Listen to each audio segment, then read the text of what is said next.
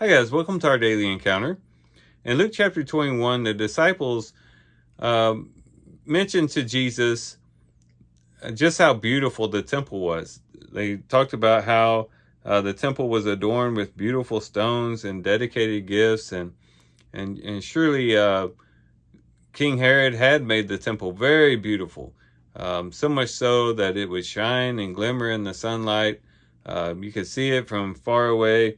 It was just a beautiful sight to behold. And they were kind of pointing that out to Jesus, how beautiful the temple was. And Jesus responds in a very interesting way. He says in verse 6, "As for these things which you are looking at, the days will come in which there will not be left one stone upon another which will not be torn down." Which was true. In AD 70, the Roman army came in and completely destroyed the temple and took it down stone by stone. It had been burned, and so a lot of the gold melted and had gotten in between the stones, and so they took the stones and rolled them down the hill and was going for that gold that was in between. And the temple literally was taken down stone by stone, and there was no stone left upon another. And so what Jesus said there literally came true, and he predicts some of it there in Luke chapter 21. And this also gives us a principle, because as we look at the world around us, the things that we are impressed with, the things that we think are, the best things that we could acquire, the new gadgets, the new gizmos that are out there, or maybe even structures and buildings that we are so impressed by, the cars that come out that we buy that we think are so wonderful and great.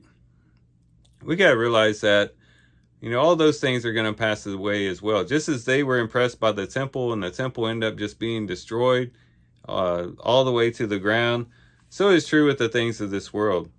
In 1 John chapter 2, there the Apostle John says, starting in verse 15, "Do not love the world nor the things in the world. If anyone loves the world, the love of the Father is not in him.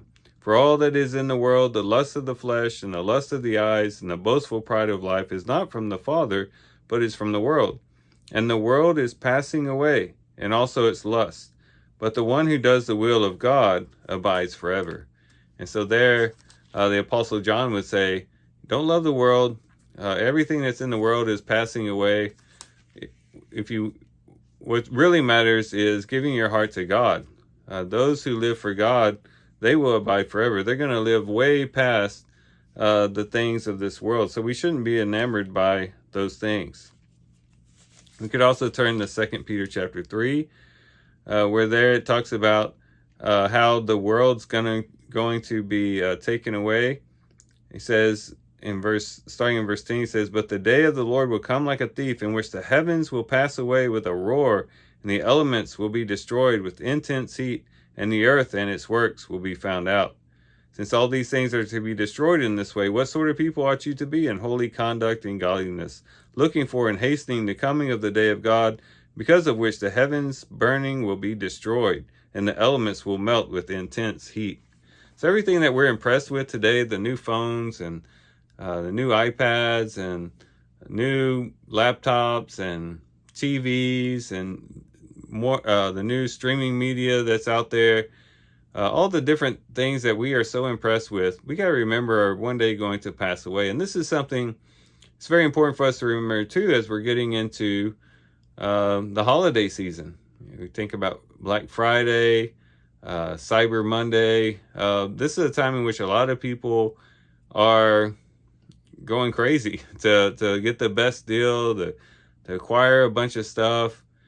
It's good to give gifts. There's nothing inherently wrong with that, but we just have to remember that this is not where our heart should lie.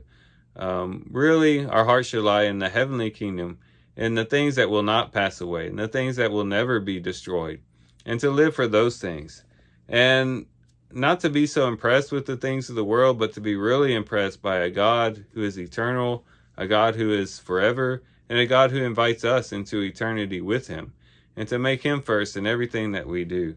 So hopefully, as we do our reading today, we'll be impressed with that in our hearts, and we'll be encouraged to readjust our priorities when it comes to the things of this world. So here's some things we can reflect on and think about as we do our reading today. With that, guys, I do thank you for watching the video today. Hope you guys have a great day. Love you guys. God bless.